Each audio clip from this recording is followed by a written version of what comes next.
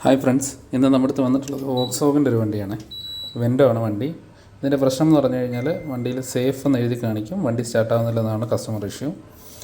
അപ്പം നോർമലി ഇത് കീയുടെ ഒരു പ്രശ്നമാവാനാണ് സാധ്യത കൂടുതൽ വരാറുള്ളത്. കംപ്ലയിൻറ്റുകൾ എപ്പോഴും വരുന്നത് അങ്ങനെയാണ്.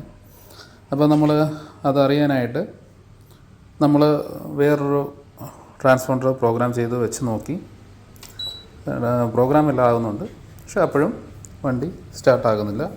ഈ സേഫ് എന്നുള്ള വാണിങ് വന്നുകൊണ്ടിരിക്കുകയാണ്. അപ്പോൾ നമുക്കൊരു ഡൗട്ട് വന്നു, ECMൻ്റെ പ്രശ്നം ആയിരിക്കും എന്നുള്ളത്. അപ്പം നമ്മൾ ECM ഇളക്കി നോക്കിയപ്പോഴാണ് ECM വെള്ളം കയറിയതാണ്. വാട്ടർ സർവീസ് അങ്ങോട്ട് ചെയ്ത സമയത്തും അങ്ങനെ എന്തോ വെള്ളം കയറിയിട്ടുണ്ടായിരുന്നു. അപ്പോൾ ആ പ്രശ്നങ്ങളെല്ലാം നമ്മൾ പരിഹരിച്ചു.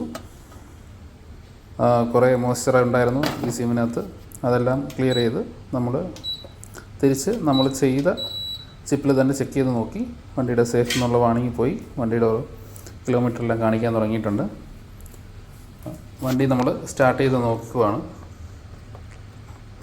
വണ്ടി നമ്മൾ ചെക്ക് ചെയ്ത സമയത്ത് വാണിങ് ഫ്യൂൽ പമ്പെല്ലാം ഓൺ ആയിട്ടുണ്ട്, വണ്ടി സ്റ്റാർട്ടും ആയിട്ടുണ്ട്.